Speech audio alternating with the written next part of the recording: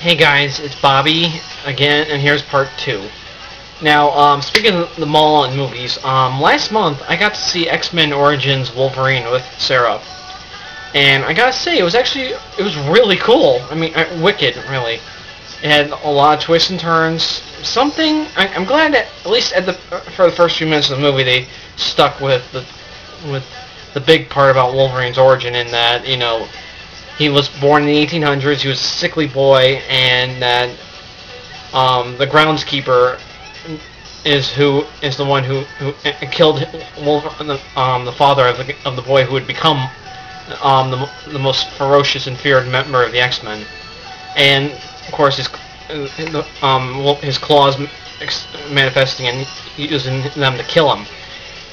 But certain other things about it didn't really sit well with me. Although Ryan Reynolds' performance as Deadpool, very nice, and I was pretty shocked to see that Dominic guy who was on the show, both the show Lost and in the Lord of the Rings trilogies, as one of the hobbits, as the mutant called Bolt, who coincidentally about 10 years ago, over 12 years ago, saw the actual read the actual comic book in which that character debuted.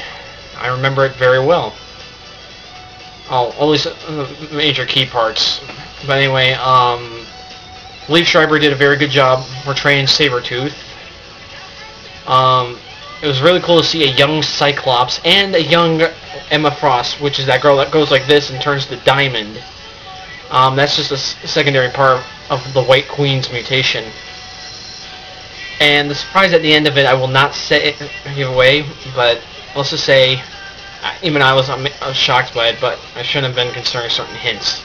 But the guy who played Gambit, he did a very good job at it, and actually I love the visual effects for him. The guy who played the Blob, oh man, pretty cool. Although there wasn't one true big thing. Unlike in the movie, Blob's always been a really big fat guy. In the movie, he started out as a normal-sized, muscular dude, and then, he ate way too much. And Will.I.Am's performance as Kestrel, the teleporter, was quite cool. Although throughout the whole movie, I thought he was Maverick, a friend of Wolverine's, but after I did some research, I found out it was Kestrel. I gotta say, I'm very impressed. I'll give this movie a 9.75, and I'll definitely be adding it to my superhero DVD collection. Now, as a lot of you, and also that same day, Sarah and I wandered around and stuff. But actually, prior to that, when we met up, she was running a bit late then too, and I have no offense to that, Sarah. But as she did, I read a couple chapters of my Doctor Who book, and I also was texting with a good friend of mine. She sent me a really cool picture of a fossil rim canyon in Texas, and my kid's sister, when I sent it to her, was like, "WTF? Where'd you get that?" I just couldn't stop laughing from that. But I also chatted with an employee who worked in the eating area, and yeah, that's about it. Yeah, I just read my book and listened to music, and I counted Mustangs.